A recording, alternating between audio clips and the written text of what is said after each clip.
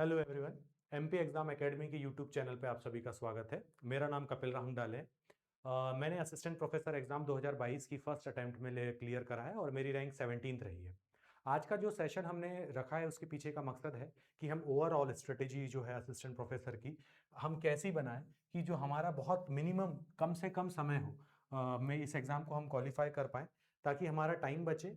क्या रिसोर्सेज को हम यूज़ करें ताकि जो हमने इस एग्ज़ाम को ज़्यादा अच्छे से कैटर कर पाएंगे, क्योंकि पेपर वन जो होता है वो हमारा होता है एमपी का, जिसमें हमें करंट अफेयर, कंप्यूटर और एमपी आता है। और उसके बाद पेपर टू जो होता है जिसमें हमारा सब्जेक्ट रहता है। हम जानते हैं कि जैसे कि पेपर वन है, अब पेपर वन में हमारे लिए ऑलमोस्ट 50 क्वेश्चंस रहते हैं। उसके बाद आ जाता है हमारा पेपर टू। पेपर टू में 150 क्वेश्चंस रहते हैं और सारे के सारे जो क्वेश्चंस रहते हैं 4 मार्क्स ईच रहते हैं। और इस एग्जाम में कोई भी नेगेटिव मार्किंग नहीं होती।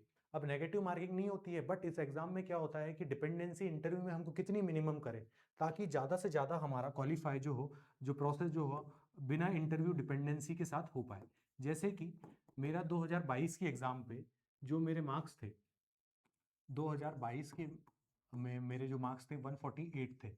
148 मार्क्स होने की वजह से क्या था कि मेरी इंटरव्यू पे डिपेंडेंसी जीरो थी। अगर मुझे मान के चलिए इंटरव्यू पे जीरो नंबर भी मिल जाते, इंटरव्यूअर मुझे जीरो भी दे देता, तब भी मेरा ये एग्जाम निकलता ही निकलता। लेकिन अगर नंबर कम होते तो इंटरव्यू पे डिपेंडेंसी उतनी बढ़ जाती। तो हम ऐसा क्या करें, क्या स्ट्रेटेजी अपनाएं कि ओवरऑल इस सब्जेक्ट में हमारे बेहतर कमांड हो पाए। तो आता है सबसे पहले मोस्ट इंपॉर्टेंट, बहुत जेनेरिक और बहुत सिंपल स्ट्रेटेजी है, कोई इसमें हार्ड एंड फास्ट साइंस नहीं है। सिंपल स्ट्रेटेजी है कि आपका जो पेपर वन है, मैक्सिमम बच्चे क्या करते हैं, अगर आपको एमपीपीएससी के क्राउड को एलिमिनेट करना है और क्या कहते हैं कि जो सब्जेक्ट में जिनकी कोर कमांड है, अब जैसे मेरा सोशियोलॉजी सब्जेक्ट था, अब सोशियोलॉजी सब्जेक्ट एमपीपीएससी का बहुत डिफरेंट है, काफ़ी सिंपल सा है। लेकिन वहीं जो हो जाता है हमारा बाकी सब्जेक्ट है, हिस्ट्री, ज्योग्राफी, पॉलिटिकल साइंस, ये कहीं ना कहीं ओवरलैप होते हैं जीएस के साथ हमारे। तो इसलिए उस सब्जेक्ट को कैटर कर पाना ज़्यादा आसान हो जाता है। तो उधर लोग क्या सोचते हैं कि हमारा जो सब्जेक्ट है हम उसी को कोर करेंगे। क्यों? क्योंकि पेपर जो टू है, पेपर जो टू है उसमें कितने मार्क्स हो रहे हैं हमारे, क्वेश्चंस हो रहे हैं 150। तो लोगों को लगता है कि ये 50 है और ये 150 है, तो हम क्यों ना इस पे फोकस करें। इस पे फोकस करने के चक्कर में इसको नेगेट कर जाते हैं। और मैंने देखा हूँ वो बच्चों का जो जो इस सब्जेक्ट में पेपर टू में जिसका जितना भी कमांड रहा है, वो 100 से लेकर 110 तक की रेंज में घूमते हैं, जो बहुत एक्स्ट्रॉर्डनरी भी रहे हैं, इसी सब्जेक्ट के साथ बहुत लंबा समय जिन्होंने बिताया है या फिर नहीं भी बिताया है। लेकिन वहीं जो यहाँ पे बहुत बड़ी एक रेंज निकल के आती है, यहाँ पे एक रेंज निकल के आती है जो आ जाती है 30 माइनस, मतलब 30 से भी कम नंबर वाले बच्चे होते हैं, और एक आ जाती है रेंज जो 40 से 45 की रहती है। और मैंने ये पाया है जिसको इंटरव्यू में डिपेंडेंसी नहीं चाहिए और बहुत सिंपल तरीके से इस एग्जाम को निकाल पाए, उसके लिए बहुत जरूरी रहा था कि ये जो है इस क्राउड में घूम पाना, ये सबसे बड़ी गोल्ड माइन है। और लेकिन दिक्कत ये है कि इसमें बहुत दिक्कत आती है, जो एमपीपीएससी का बच्चा है वो यहीं पे लीड ले जा लेता है, और जिसका एमपीपीएससी में इंटरव्यू या फिर मेन से बाहर हुए हैं उनके लिए बड़ा बहुत आसान रहा था इस चीज़ को निकालना।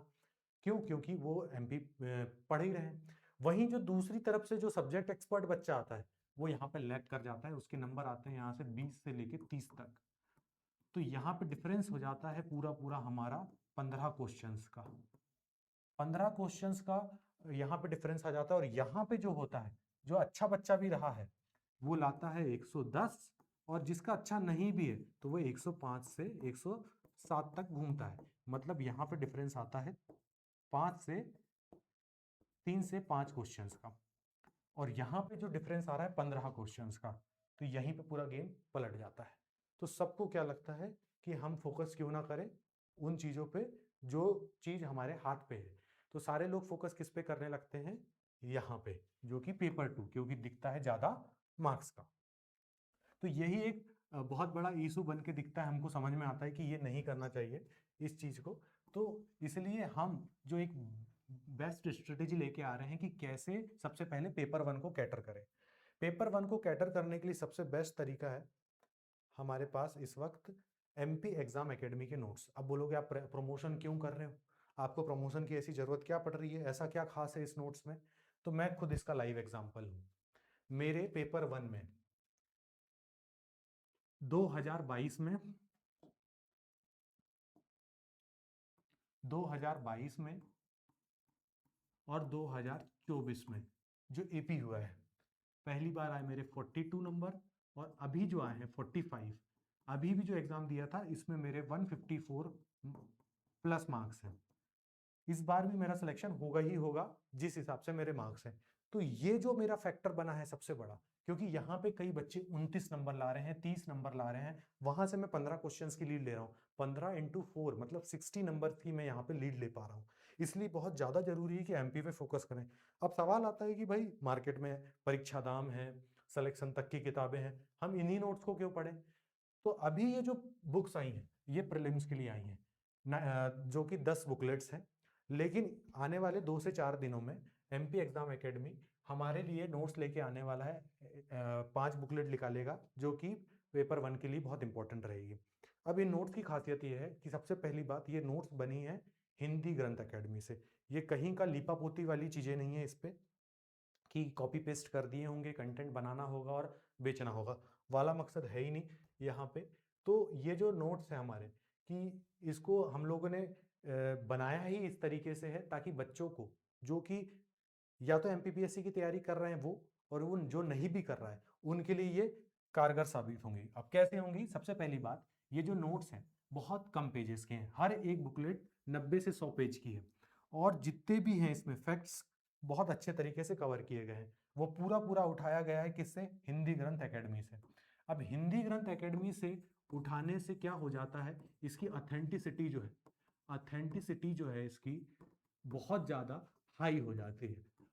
और अब मान के चलिए 500 पेज है ना, और वो भी ऐसा है कि फॉन्ट बहुत बड़े करे हैं इसलिए ये बड़े हुए हैं, वरना अगर फॉन्ट छोटे कर देते तो 250 से 300 पेज के नोट्स हैं। तो इनसे 40 अगर प्लस तुम्हारे क्वेश्चन सही हो जाते हैं, तुम्हारा फायदा ही फायदा है इसमें, है ना? तो बहुत जरूरी है कि आप क्या सोर्स को फॉलो कर रहे हैं। तो इन नोट्स को आप मंगा सकते हैं, यहाँ पे जो कॉन्टेक्ट नंबर दिया है इस पे कॉल करके आप इन नोट्स को मंगाइए। कुछ ही दिनों में एपी के लिए भी आने वाले हैं। अब ये होता है कि हमने तो पेपर 1 की स्ट्रेटेजी समझ ली, अब पेपर 2 की आते हैं। पेपर 2 में सोशियोलॉजी में हमारी होती है टोटल 10 यूनिट, है ना? अब 10 यूनिट है। अब सोशियोलॉजी का मैं बता दे रहा हूं हमने क्या सोर्स फॉलो करे हैं। सबसे बड़ी चीज क्या है कि सोर्सेज क्या है। सोर्सेज में एक हिंदी मीडियम है और एक है इंग्लिश मीडियम। हिंदी मीडियम को मैं बोलूंगा AK तिवारी की किताब आती है सोशियोलॉजी में। AK तिवारी की किताब आती है, ये सबसे बेस्ट किताब है, एक प्रकार से गाइड बुक है, ये हर किसी के पास होना ही चाहिए। इंग्लिश मीडियम वाले जो हैं इग्नू को फॉलो कर सकते हैं, और इंग्लिश मीडियम के लिए आने वाले दिनों में मैं ट्राई करूंगा। मेरा खुद का एक यूट्यूब चैनल है कपिल पवार के नाम से, और हो सके तो एमपी एग्जाम एकेडमी में भी मैं आके रिसोर्सेज अच्छे से बताऊंगा या फिर मैं पढ़ाने की कोशिश करूंगा। और आने वाले समय में हम एक बेस्ट रिसोर्स ला के देंगे सोशियोलॉजी के लिए, जो कि आपको ये गारंटी देगा कि आप 110 से लेकर 120 प्लस सोशियोलॉजी में आप स्कोर कर पाए। तो हिंदी मीडियम के लिए ये नोट्स हो गए AK तिवारी, और इंग्लिश मीडियम के लिए इग्नू बहुत अच्छा सोर्स है। हाल ही में जो पेपर आया है 2024 का, बहुत डिफरेंट टाइप के क्वेश्चंस थे, जिससे हमको देखने को मिला था कि यार कहाँ से पूछ रहे हैं, किस टाइप के क्वेश्चंस आ रहे हैं, थोड़े यूनिक टाइप के थे। तो वो जो आया था उन्होंने पूछा था इग्नू से। इग्नू बहुत इंपॉर्टेंट हो जाता है। और अगर किसी को गाइड बुक भी चाहिए तो मेरे हिसाब से इग्नू से बेटर कोई नहीं है। टीचर्स हैं, अंतरा चक्रवर्ती है, जूही जैन है, मनोज है, मनोज सोनकर सर है, वो है, लेकिन वो नेट सेंट्रिक ज्यादा है। पीएससी के सेंट्रिक मैं देख पा रहा हूँ जितना, तो बहुत ज्यादा डिपेंडेंसी इग्नू के नोट्स पे है। क्योंकि अब देखते हैं कि यूनिट में कौन सी यूनिट ज्यादा अच्छे तरीके से इस चीज को वो कर पा रही है। तो मैं बताऊंगा कि कौन सी यूनिट सबसे इंपॉर्टेंट है, कौन सी यूनिट पे ज़्यादा फोकस करना है और कहाँ से उन सोर्सेस को कवर करना है। जैसे कि हम देखते हैं कि 10वीं जो यूनिट है, जो अभी का जो सिलेबस है सोशोलॉजी का, उसमें 10वीं यूनिट जो है वो काय की है, ट्राइब की। जो यूनिट, मैं बता दे रहा हूँ, यूनिट 10 जो है वो एमपी ट्राइब है।